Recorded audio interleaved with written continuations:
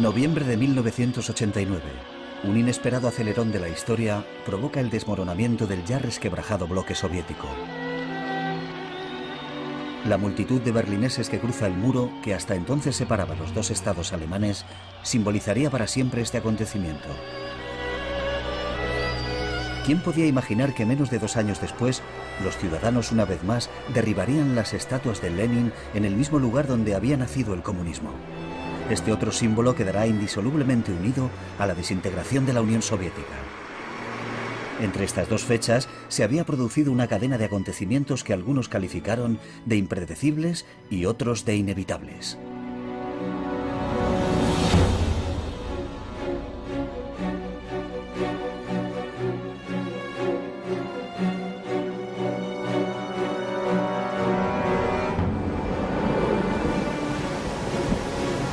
El primero de esta serie de acontecimientos tiene lugar a 4.000 kilómetros de Moscú, en 2 barcos sacudidos por una tormenta en el Mediterráneo frente a la costa de Malta.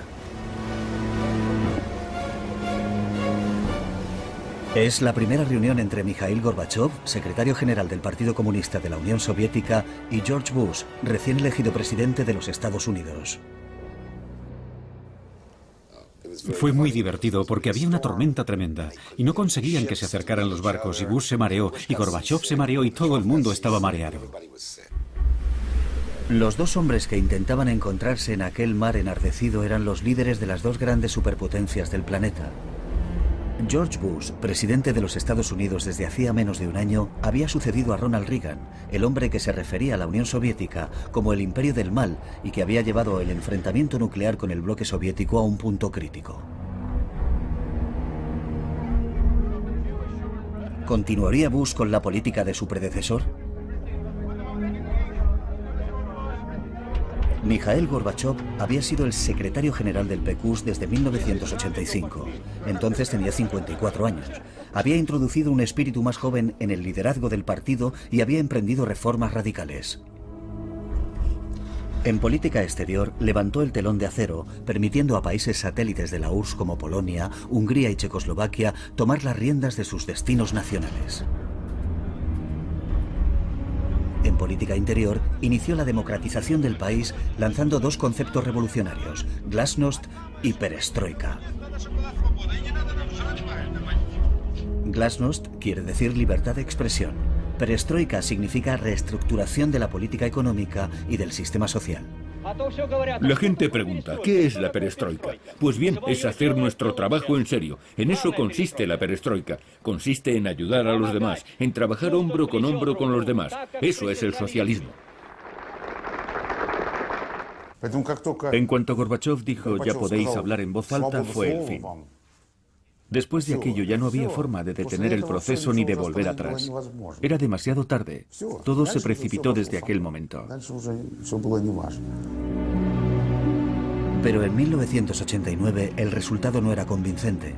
A pesar de que la sociedad soviética estaba empezando a respirar, se había abolido la censura sobre la prensa, las libertades individuales eran más respetadas y los encarcelamientos arbitrarios habían desaparecido, la vida diaria de los rusos se deterioraba cada día más. Entonces fue cuando tuvo lugar la cumbre de Malta. Gorbachev llegó a esta reunión de Malta en una posición extremadamente debilitada. Tenía un objetivo crucial, conseguir de los americanos el fin de la escalada nuclear. Por razones morales, por supuesto, pero también por razones económicas. Una reducción drástica del gasto militar de su país le permitiría financiar su famosa perestroika y elevar la calidad de vida de su pueblo. No solo los países europeos, sino el mundo entero se veía afectado por esa guerra fría. Hay que tener en cuenta que la URSS y los Estados Unidos habían gastado decenas de miles de millones de dólares en la carrera armamentística. Imagínese lo que se podría haber hecho con todo ese dinero. Durante el mes anterior a la cumbre, la administración Bush estaba totalmente dividida. Así que el presidente Bush, y aquí es donde yo representé un pequeño papel, llevó a todo su equipo, a todo el mundo, a Camp David, la residencia de vacaciones del presidente, e invitó para que hablaran a todo su equipo a dos personas que representaban dos visiones académicamente opuestas sobre Gorbachov. El profesor Richard Pipes, de Harvard, que no se fiaba de Gorbachov, no creía en Gorbachov, pensaba que todo eso de la perestroika era una trampa. Y Stephen Cohen, de Princeton. Yo en el 89 defendí abiertamente que Gorbachov representaba para los Estados Unidos una oportunidad histórica de terminar con la Guerra Fría. Después de hablar Pipes y de hablar yo, nos hicieron preguntas. Y entonces vi claramente que el presidente ya se había decidido, que iba a terminar la Guerra Fría con Gorbachov en Malta en aquellos barcos. Bush dijo su famosa frase: la URSS ya no es nuestro enemigo. Tenemos que dejar de vernos unos a otros como enemigos. A continuación yo dije lo mismo y nos dimos la mano. Y ese gesto y esas sencillas palabras simbolizaron el fin de la Guerra Fría. Para todos nosotros fue un gran logro. Pero inmediatamente nos vino una pregunta a la cabeza. ¿Cómo debemos actuar en este nuevo escenario? Era difícil saberlo. Fue en este nuevo contexto político cuando Mikhail Gorbachov fue a Vilnius, en Lituania, donde miles de manifestantes exigían la independencia del país.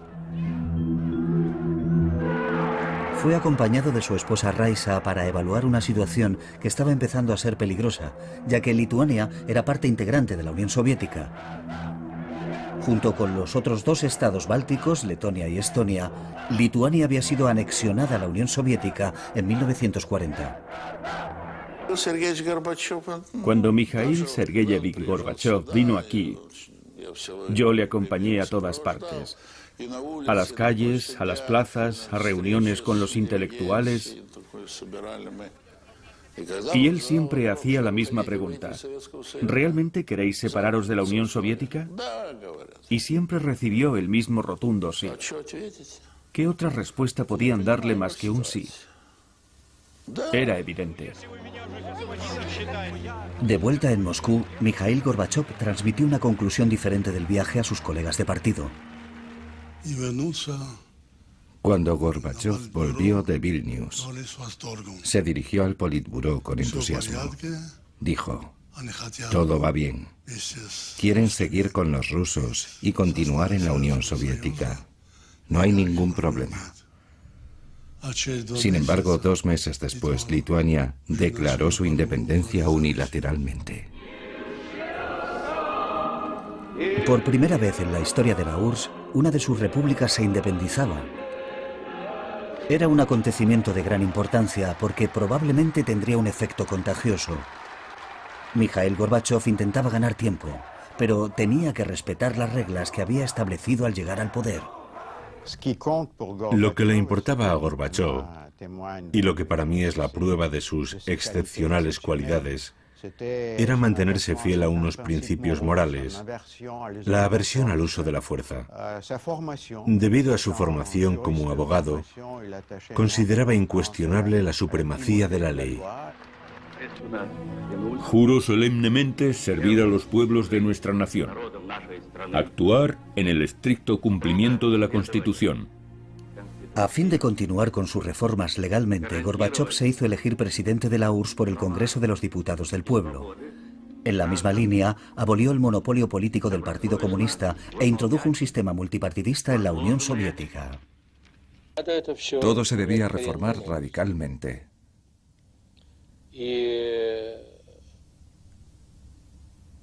Yo era consciente de eso. Mikhail Sergeyevich Gorbachov pensaba lo mismo, pero él estaba más a favor de hacer mejoras y modificaciones. A menudo me decía: cuidado, Alexander, este partido es un monstruo. Podemos perder el control sobre él en cualquier momento. El sistema estaba llegando al límite, estaba obsoleto. Esto se hacía evidente en el hecho de que mantenía una política autoritaria. El Partido Comunista y el aparato administrativo ejercían un control absoluto. Como ha podido ver, todos los pasos innovadores que di fueron contrarrestados por la nomenclatura. Siempre ocurría lo mismo. En lugar de poner en práctica los cambios e implementar la perestroika, el Partido Comunista no hacía más que obstaculizar el proceso. Había gente que pensaba que solo se podría desmantelar el sistema comunista rompiendo la Unión Soviética. Yo eso no lo entendía y no podía aceptarlo. Yo estaba totalmente convencido de que era mejor construir una unión al estilo de la Unión Europea. Por eso preparé un programa económico para implementarlo en 500 días. Tuve que intervenir sobre este asunto durante los debates parlamentarios para criticar duramente a Yavlinsky y al mismo Gorbachov. Y les dije, ¿cómo vamos a pasar a una economía de mercado en 500 días cuando ni siquiera hemos desarrollado una teoría de la libertad de mercado? ¿Cómo se puede resolver este problema en 500 días? Es una locura.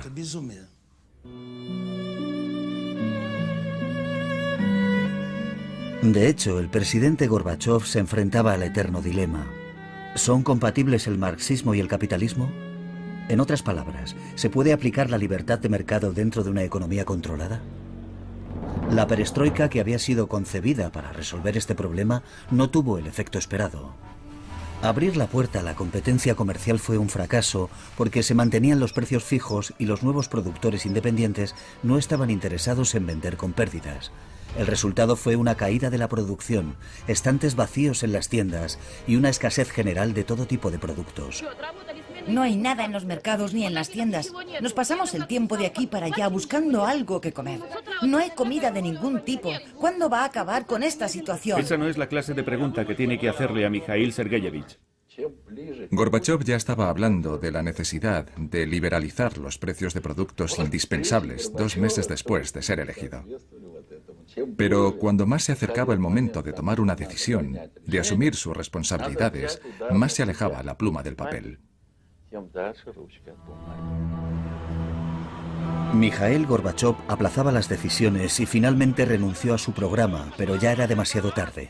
El dólar, que circulaba de forma encubierta, se había convertido en la moneda de referencia. El rublo se hundió. La inflación se estaba disparando. Aparecieron mendigos en las calles de Moscú, algo nunca visto hasta entonces. Los salarios y las pensiones se dejaron de pagar regularmente. En retrospectiva, 20 años después, Mikhail Gorbachov valora muy negativamente este programa fallido para precipitar el cambio económico. En realidad fue un gran error. Era imposible pasar de un sistema económico a otro en 500 días. Fracasamos. Fue un absoluto fracaso.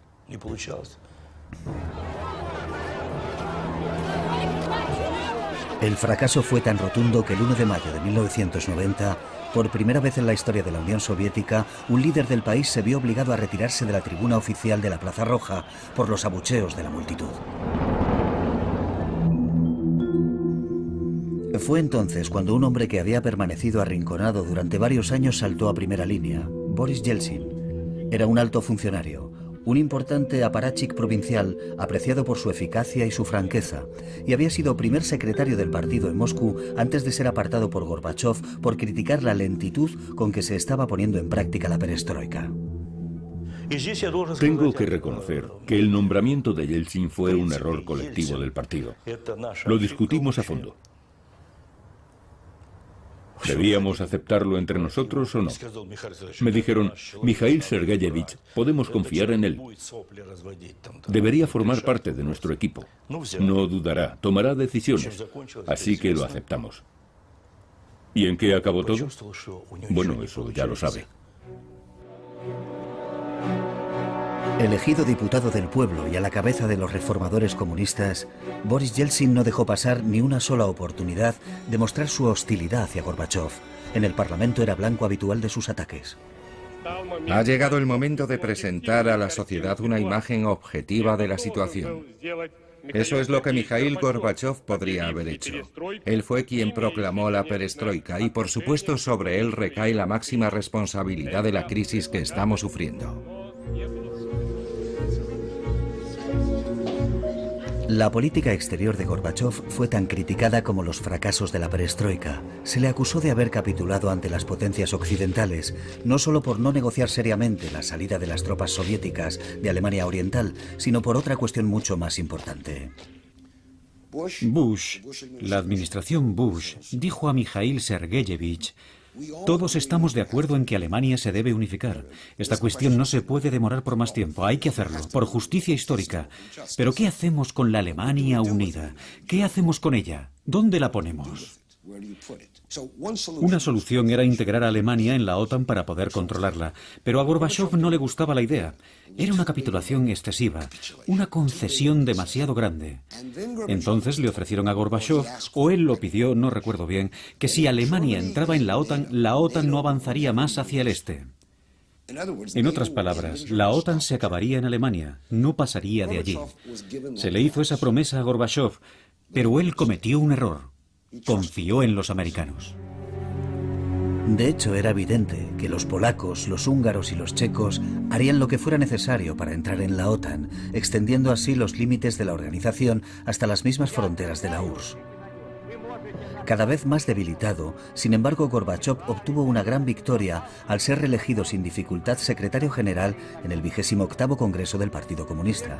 Los conservadores habían quedado en minoría, pero de repente, en un gesto espectacular, Boris Yeltsin abandona el Congreso dando un portazo. Nadie más que yo le vio en ese estado. Estaba lívido, profundamente alterado. Él que había mamado del pecho de la madre comunista, que había entregado su vida entera al comunismo, tenía que renunciar a todo aquello.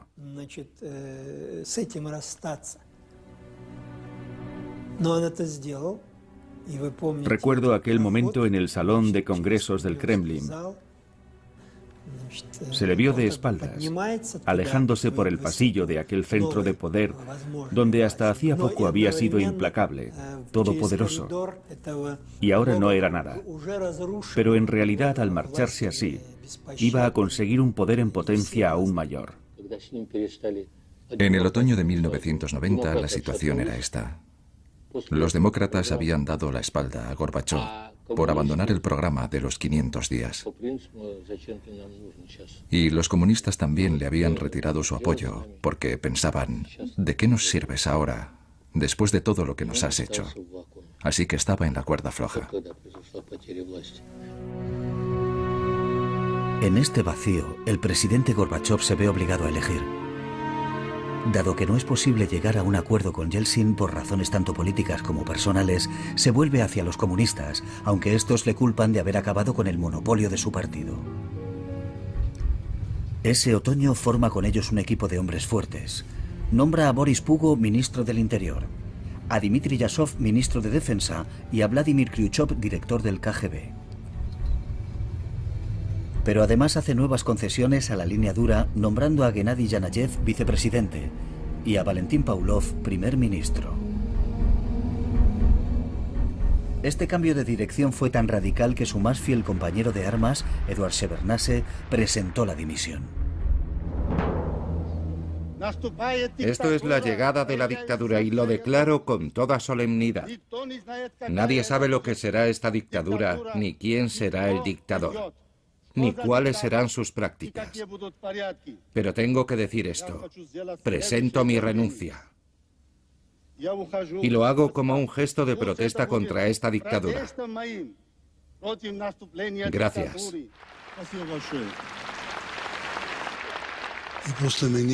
Después de mí intervino Gorbachov y dijo, no es verdad, no hay ninguna amenaza. Si hubiera una verdadera amenaza, ¿por qué iba a saberlo él, Shevardnadze, y no yo? Pero yo tenía información fiable. ¿Y sabe por qué? Porque en el Ministerio de Asuntos Exteriores, que yo dirigía, entre un 30 y un 40% de los diplomáticos trabajaban para el KGB. Lo sabían todo, y naturalmente también me informaban a mí. Pero Gorbachov No quiso creerme. El endurecimiento del régimen de Moscú provocó que los comunistas conservadores de los estados bálticos pasaran a la ofensiva.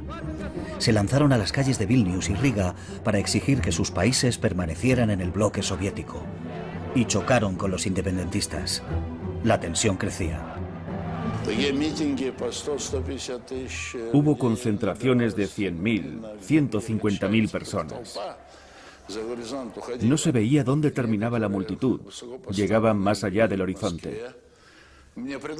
Altos funcionarios me llamaron a Moscú y me dijeron: le ofrecemos todos los medios que necesite para suprimir este movimiento. Yo les dije: no quiero esos medios, no pienso hacerlo. Entonces no hubo más ofertas. En Vilnius se estaba gestando un golpe de Estado. Las fuerzas especiales estaban preparadas. Con una orden de Moscú se pondrían en marcha. Delante de mí, el presidente Gorbachov llamó a Yasov, el ministro de Defensa, y le dijo: ¿cuánto tiempo va a durar esto? ¿Por qué no puede controlar a ese puñado de nacionalistas? Yasov contestó: Mikhail Sergeyevich, usted es el comandante en jefe. Deme la orden por escrito y mañana no solo habrá dejado de existir esa torre de televisión, sino que no habrá nada en su lugar. Y Gorbachov dijo: ¿es que no le basta mi palabra? En realidad nadie quería que cayera sobre sus espaldas el derramamiento de sangre.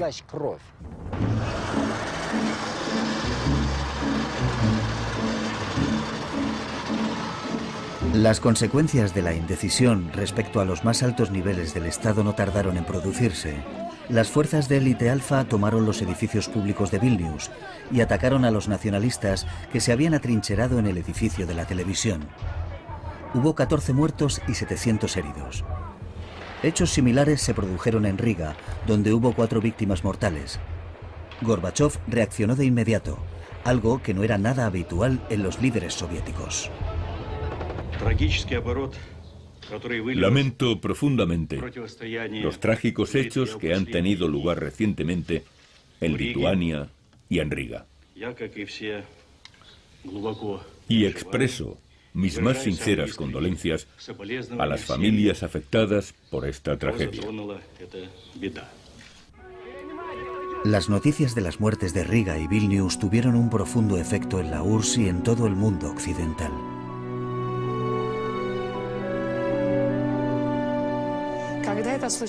Después de estos hechos, Occidente y sobre todo los Estados Unidos estaban preocupados. Temían que se desestabilizaran no solo los nuevos países independientes del Este, sino la Unión Soviética misma. Recuerdo los comentarios de George Bush, de Margaret Thatcher y de François Mitterrand. Todos temían que estos acontecimientos obstaculizaran la perestroika de Gorbachov. Realmente apreciaban a Gorbachov, siempre y cuando hiciera realidad sus esperanzas de democratización de la Unión Soviética.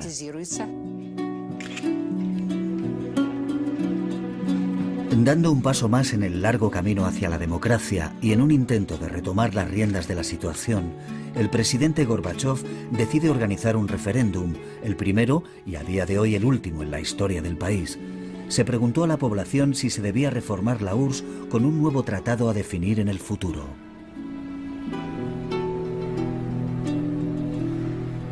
El resultado fue un 76% de síes. El mismo día se celebró otro referéndum solamente en Rusia. Un 70% de los votantes se declararon a favor de establecer el cargo de presidente de Rusia y que fuese elegido por sufragio universal. El 16 de junio, Boris Yeltsin juró el cargo. Había sido elegido primer presidente de Rusia. Ahora Moscú era la sede de dos poderes enfrentados, el de la Unión Soviética, representado por Gorbachov, y el de Rusia, con Yeltsin a la cabeza, que personificaba las esperanzas del pueblo ruso.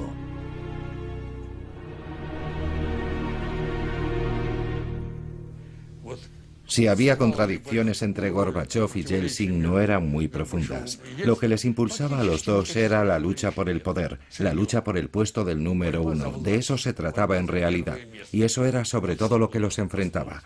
Tengo que decir que esos dos hombres amaban tanto el poder que si Yeltsin se hubiera convertido en secretario general del partido, este habría salido fortalecido. Esa es la paradoja. En este pulso, Gorbachov cargaba con el lastre de sus resultados económicos. Si quería sacar al país del agujero económico que se le acusaba de haber causado, no tenía más opción que volverse hacia Occidente. Necesitaba conseguir ayuda financiera a gran escala y se hizo invitar a Londres a la cumbre del G7, los países más industrializados del mundo. Se dijeron palabras amables, y entonces él hizo una petición sorprendente. Dijo, he hecho todo lo que me pidieron. Me dijeron que invitara expertos y lo hice. Me enviaron expertos americanos. Me pidieron que liberalizara los precios y lo hice. Me pidieron que liberalizara los mercados y lo hice. Pero ahora estoy con el agua al cuello, y si no me ayudan va a ser un desastre. Pero lo más sorprendente fue la reacción de Mayor, el inglés, que presidía la reunión. Le felicitó y le despidió, y a continuación nos reunió para hablar del asunto. Para mi sorpresa, Mayor dijo, sí, es verdad, hay que ayudar a Gorbachov, pero el futuro es incierto y no podemos atarnos las manos. Tenemos que guardar algo de munición para sus sucesores. Fue sorprendente, quizá por la forma de expresarlo, ya que era reconocer abiertamente la idea de que Gorbachov iba a caer.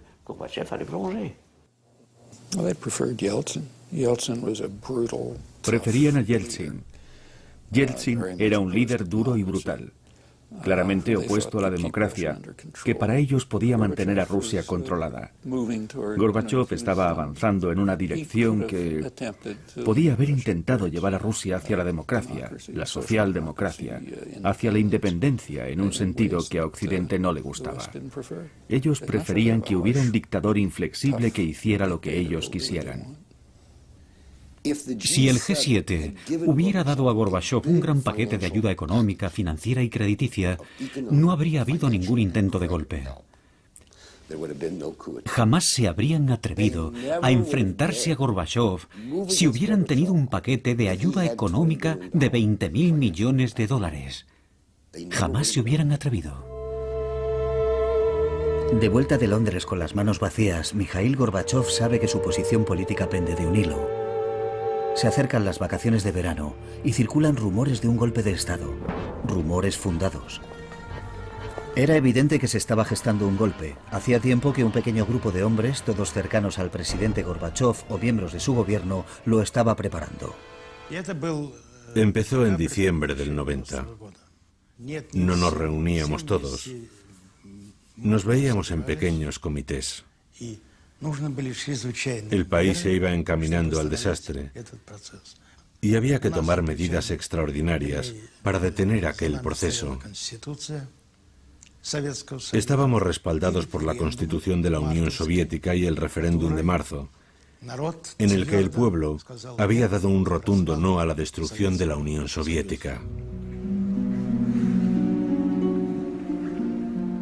Los golpistas se oponían rotundamente al nuevo tratado que había preparado Gorbachov y que convertiría a la Unión Soviética en una federación de estados soberanos que disfrutarían de un alto grado de independencia. El proyecto de tratado para crear la nueva Unión estaba listo. Se publicó a finales de julio. Los principales problemas estaban casi resueltos. Incluso se había fijado la fecha en la que se iba a firmar. Sería el 20 de agosto. Los primeros en hacerlo serían Rusia y Bielorrusia. Los golpistas pensaron, este es el momento de actuar. Y así fue como ocurrió.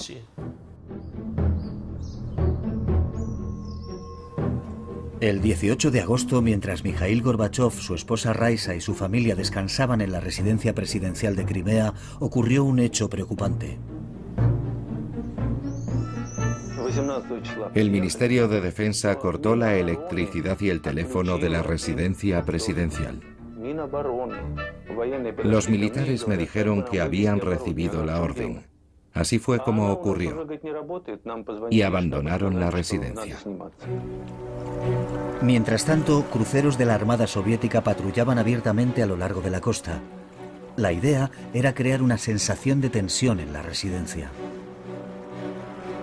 Después de unas horas, una delegación de ministros y miembros del partido irrumpió en la residencia del presidente Gorbachov.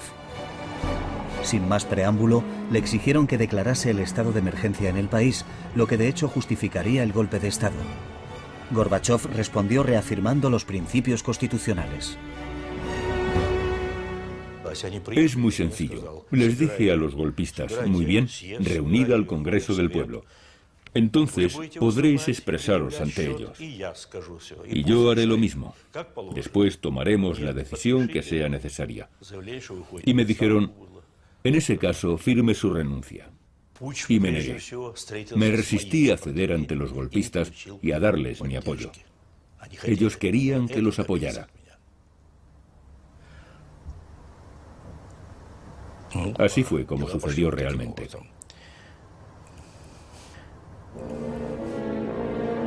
Según uno de los golpistas presentes, el comportamiento de Gorbachov aquel 18 de agosto en foros, cuando el futuro del régimen estaba en juego, fue muy diferente.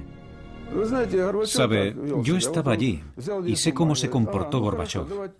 Cogió una hoja de papel y dijo, muy bien, escribiré al presidente del Parlamento y le pediré que reúna al Congreso del Pueblo. Cogió la pluma, una hoja de papel y empezó a titubear y entonces dijo, pensándolo bien, ¿por qué voy a escribirle yo? Vosotros estáis aquí, id a decirle al presidente que reúna al Congreso.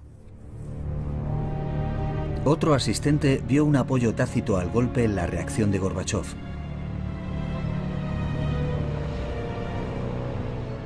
De hecho, nos dio la impresión de que el presidente no podía decirnos abiertamente, adelante, continuad con el golpe, detener a Yeltsin, cogedlo por los pies y tiradlo donde queráis. No, en ningún momento dijo nada parecido, pero los presidentes nunca utilizan ese lenguaje. Los golpistas entran en Moscú sin la autorización oficial del presidente Gorbachov y deciden precipitar el curso de los acontecimientos. Declaración de los líderes soviéticos. Debido a la incapacidad por razones de salud de Mikhail Gorbachov para cumplir sus funciones como presidente de la URSS, en función de la sección 7 del artículo 127 de la Constitución, se declara el estado de emergencia. 500 tanques entran en Moscú. Es Yasov, el ministro de Defensa, quien da la orden. Se sitúan en posiciones estratégicas, frente a los ministerios, la radio, la televisión, y rodean el Parlamento de Rusia, la Casa Blanca. Los golpistas del Kremlin imponen la censura, prohíben las manifestaciones y se establece el toque de queda. También se ponen en contacto con Boris Yeltsin, que rechaza la oferta de unirse a ellos. En la dacha de Boris Yeltsin preparamos una declaración para el pueblo. La redactamos de forma que expresara con toda precisión y claridad que el presidente elegido legítimamente, Gorbachov, había sido desplazado del poder y que los golpistas eran criminales de Estado.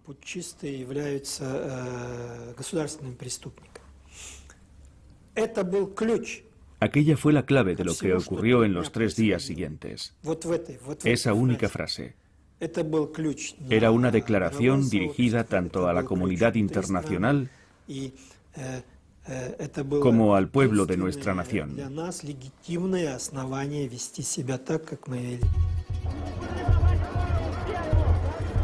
Mientras un número cada vez mayor de moscovitas se dirigía hacia la Casa Blanca, que estaba rodeada por los tanques, Boris Yeltsin decide acudir allí para hablar con las dotaciones de los tanques, la mayoría de ellos soldados de reemplazo. Yo le dije, ni se le ocurra, Boris Nikolayevich, no lo haga. No sabemos qué piensan hacer. No sabemos quién puede estar emboscado en un tejado o en un balcón.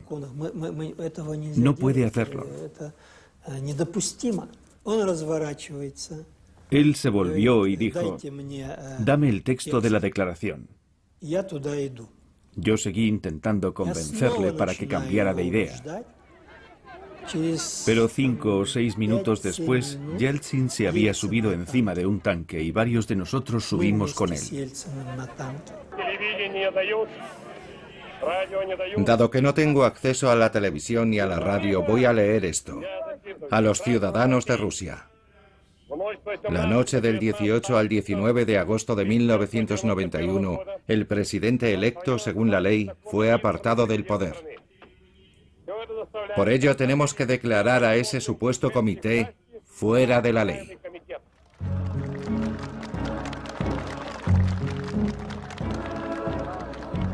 La declaración de Boris Yeltsin tuvo un efecto inmediato en los manifestantes que habían acudido allí en busca de un líder.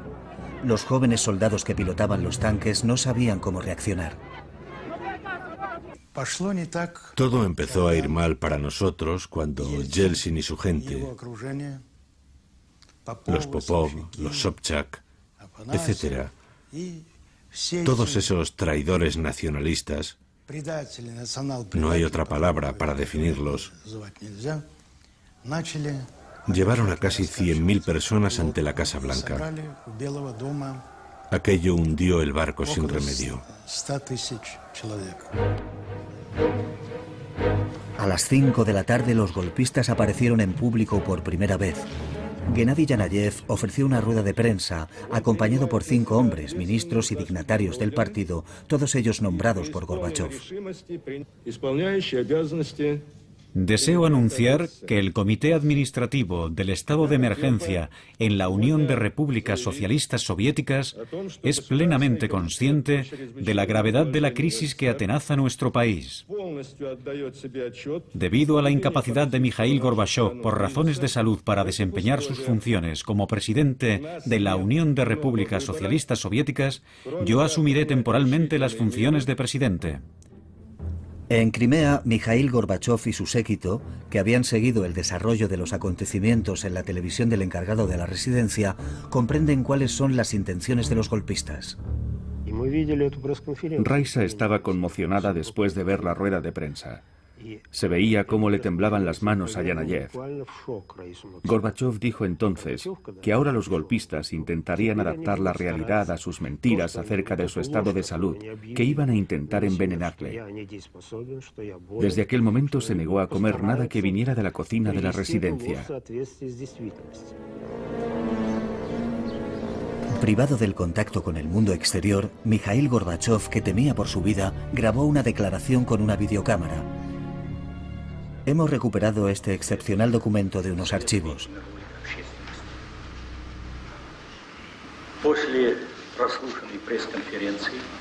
Después de la conferencia de prensa del Comité del Estado de Emergencia, ofrecida por el camarada Yanayev, he comprendido que se ha desinformado al pueblo ruso y a los países extranjeros. Declaro que todo lo que se ha dicho sobre mi salud es falso.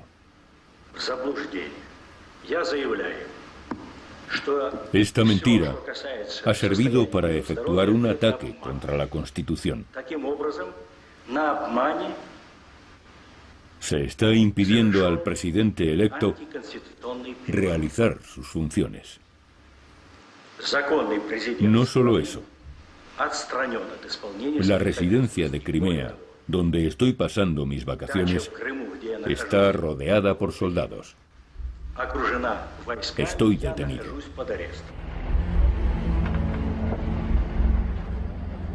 Al día siguiente, Boris Yeltsin, que había pasado la noche en el Parlamento, protegido por un fuerte dispositivo de seguridad, sigue recibiendo apoyos del interior del país y del extranjero. Los moscovitas levantan barreras delante de los tanques, cuyos ocupantes, que no han recibido órdenes, empiezan a mostrar signos de fatiga. Entre los golpistas reina la más absoluta confusión. Uno a uno empiezan a echarse atrás. Ninguno de nosotros, los que formábamos el Comité de Emergencia Estatal, éramos capaces de ordenar que se abriera fuego contra nuestro propio pueblo. No se desencadenó una guerra civil ni hubo derramamiento de sangre, solo un accidente que se produjo durante la noche cuando los tanques empezaron a retirarse. Había una salida, pero estaba bloqueada por varios vehículos, como un camión de limpieza, un camión, un trolebús, y detrás de ellos había algo, probablemente tanques, que intentaban pasar. Entonces vi a un hombre. Y a continuación a varios más, que saltaban al foso y corrían a toda velocidad hacia los tanques. Y detrás de ellos 100, 150, 200 personas. Cuando llegaron al tanque, desataron la lona que llevaba en la parte de atrás y la tiraron por encima del tanque. Los soldados del tanque se dieron cuenta de que algo pasaba. No tenían visibilidad y empezaron a dar marcha atrás. Al retroceder aplastaron a 2 jóvenes. Entonces la gente empezó a gritar.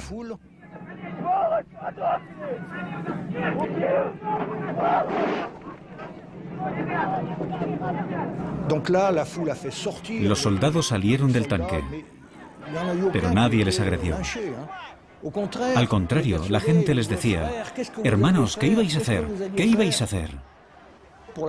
Por primera vez en la Unión Soviética, la gente actuó según su propio criterio, siguiendo su conciencia, en lugar de obedecer órdenes colectivas.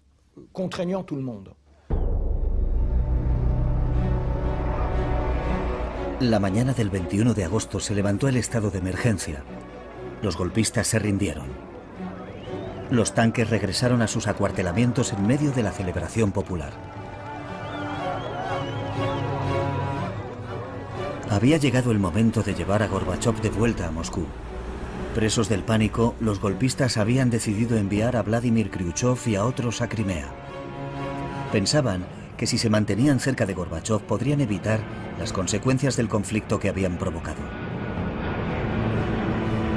Al enterarse, Yeltsin, que temía una posible maniobra en su contra, decide enviar a su vicepresidente Ruzhskoy para que sea él quien traiga de vuelta a Gorbachov. Así será Yeltsin quien aparezca como el salvador de Gorbachov ante la opinión pública. Acto seguido, Yeltsin informa de su iniciativa a las embajadas occidentales en Moscú. Yo estaba en contacto permanente con la embajada francesa y me informaron de que iba a despegar ese avión. Entonces le dije al embajador: meta a alguien en ese avión, meta a alguien en ese avión. Ese alguien fue un diplomático francés que hablaba ruso con fluidez. Se unió a Ruzhskoy y a su equipo, y el avión aterrizó 2 horas después en Crimea. De inmediato fueron a la residencia de Gorbachov.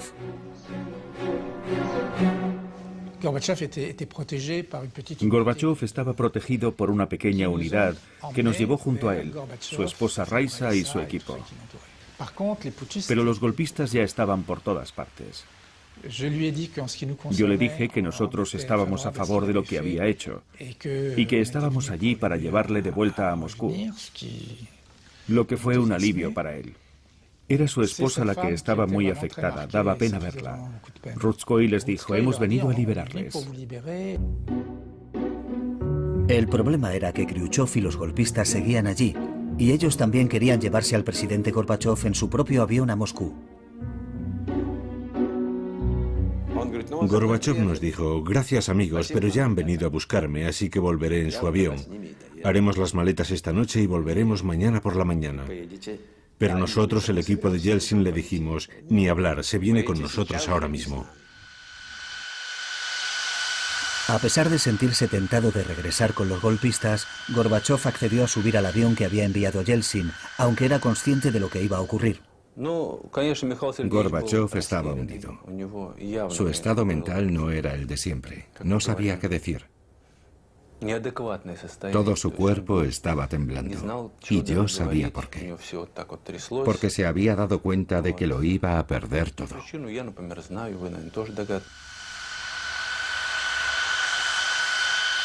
Una nutrida delegación de partidarios de Yeltsin, el auténtico triunfador del golpe, recibió al presidente Gorbachov en el aeropuerto de Moscú.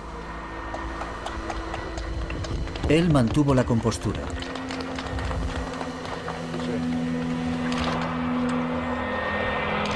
Su esposa Raisa y su nieta estaban claramente conmocionadas.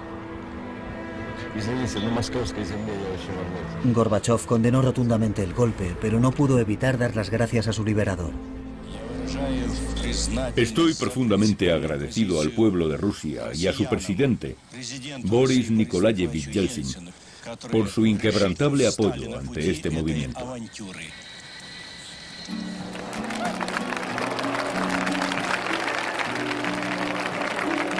Ahora, Mikhail Gorbachov está a merced de Boris Yeltsin, que se presenta a sí mismo como el salvador de la perestroika y de la democracia.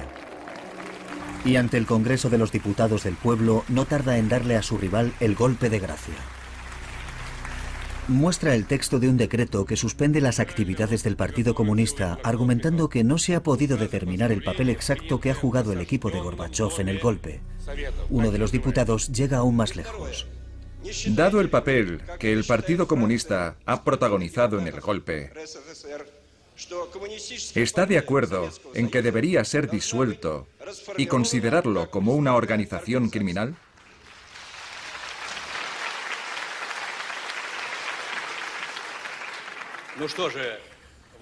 Dado que la pregunta ha sido tan directa, responderé de la misma forma.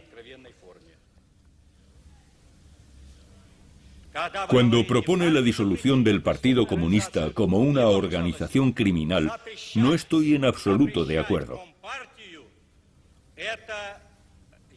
Prohibir el partido sería simplemente un error por parte del gobierno y del presidente democrático. Llegado a este punto, tiene lugar una escena asombrosa. Boris Yeltsin se acerca al estrado. Quiere que Gorbachov firme el decreto con él.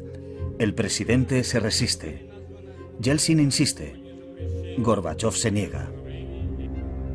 Yeltsin vuelve a su asiento y... Camaradas, acabemos con esto de una vez. Voy a firmar el decreto que pone fin a las actividades del Partido Comunista Ruso.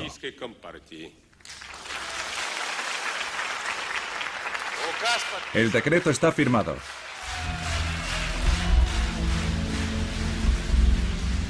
Estas imágenes, que pudieron verse en directo en todas las televisiones de la Unión Soviética, aceleraron la desintegración del imperio. Durante las semanas siguientes, el gobierno soviético reconoció la independencia de los estados bálticos, Georgia, Armenia, Ucrania y Bielorrusia. Entonces fue cuando el presidente Gorbachov, que se esforzaba por mantener un vínculo, por débil que fuera, entre Moscú, Ucrania, Bielorrusia y las repúblicas asiáticas, pensó en crear una unión económica. Habíamos estado trabajando en un nuevo tratado de unión económica y Yeltsin estaba en el equipo, incluso lo firmó. Publicamos este proyecto de tratado y se lo enviamos a los presidentes de todas las repúblicas para ser ratificado. Y a mi espalda Yeltsin estaba preparando los acuerdos de Bielobej. En efecto, el 8 de diciembre de 1991, en la residencia de caza de Bielobej, en mitad de los bosques de Bielorrusia, Boris Yeltsin reunió en secreto a los presidentes de Bielorrusia y Ucrania, Stanislav Shukevich y Leonid Kravchuk. La idea era formar una nueva alianza política y económica con ellos para acabar con el tratado que preparaba Gorbachov y minar aún más su posición como presidente de la URSS. Sin Yeltsin y sin el papel que jugaron Bielorrusia y Ucrania, no se habría producido la desintegración de la URSS, así de sencillo. Se habría producido una recreación del antiguo régimen, manteniendo los mismos viejos principios que todos conocemos. Mikhail Gorbachov lo había perdido todo y apuró su amargo cáliz hasta el final. El 21 de diciembre en Alma-Ata, en Kazajistán, 11 repúblicas se unieron a la Comunidad de Estados Independientes, la nueva unión económica creada por Yeltsin. Al hacerlo, firmaron la sentencia de muerte de la URSS, que se había convertido en un cascarón vacío. Gorbachov desapareció. Nos hemos pasado media vida preocupándonos por el futuro de la Unión Soviética. Ya es suficiente. Cuando has nacido conejo, jamás te vas a convertir en lobo o en león. ¿Comprende? Sea cual sea la mentalidad y el intelecto de ese conejo, seguirá siendo un conejo. Puede que un lobo o un león no sean tan inteligentes, pero en una fracción de segundo te pueden arrancar el cuello de una dentellada. Eso da una idea de la relación entre Yeltsin y Gorbachov. Es cierto. Yeltsin era un hombre muy capaz. Su único problema es que bebía. Si ibas a verle antes del mediodía, hablaba contigo normalmente. Pero por la tarde ya estaba borracho. Y si el vodka no estaba frío, les gritaba a sus asistentes: ¿por qué no está frío el maldito vodka?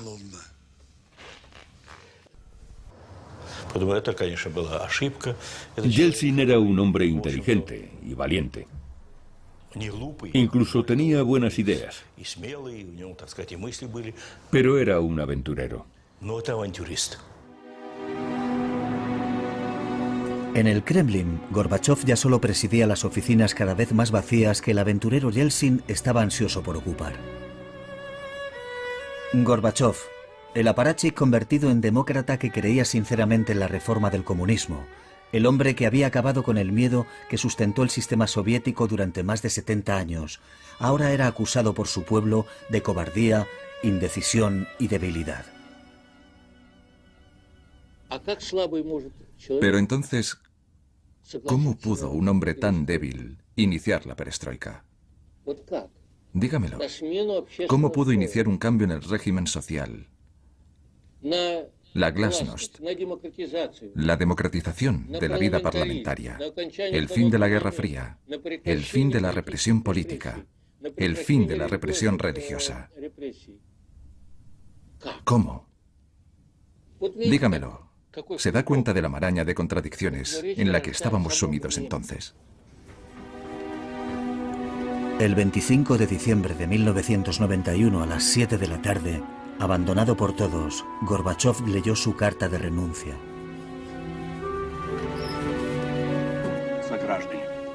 Queridos compatriotas y ciudadanos, a la vista de la situación tras la creación de la CEI, por la presente, ceso en mis funciones como presidente de la Unión de Repúblicas Socialistas Soviéticas.